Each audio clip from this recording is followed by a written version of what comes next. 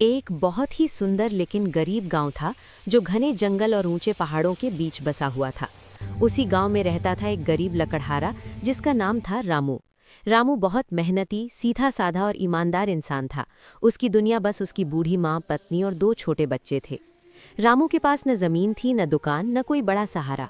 उसके पास बस था उसका पुराना कुल्हाड़ा और मेहनत करने वाले हाथ। सुबह की शुरुआत।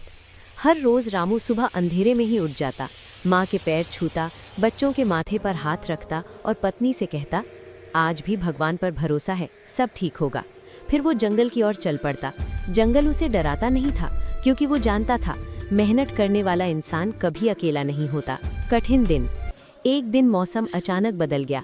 आसमान में काले बादल छा गए, तेज हवा चलने लगी और बारिश शुरू हो गई।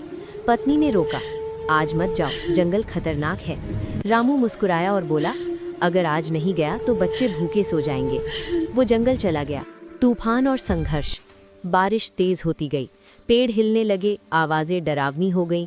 रामू फिर भी लकड़ी काटता रहा। तभी जोर से आवाज हुई, धड़ाम। एक बहुत बड़ा पेड़ गिर पड़ा। रामू डर गया, लेकिन खुद को संभाला। जब वो उस पेड़ के पास पहुंचा तो उसे कुछ अजीब दिखाई दिया। रहस्यमयी थैली। पेड़ के नीचे एक पुरानी लेकिन मजबूत थैली दब गई थी। रामू ने थैली निकाली और खोली।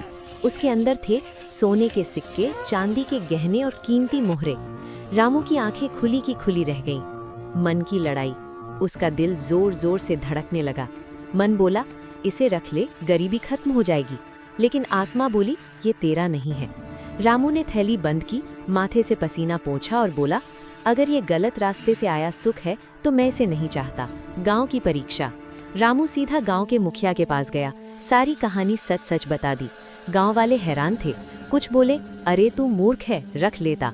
राजा का संदेश। कुछ दिन बाद पता चला कि ये थैली राजा के खजाने की थी, जो तूफान में गिर गई थी।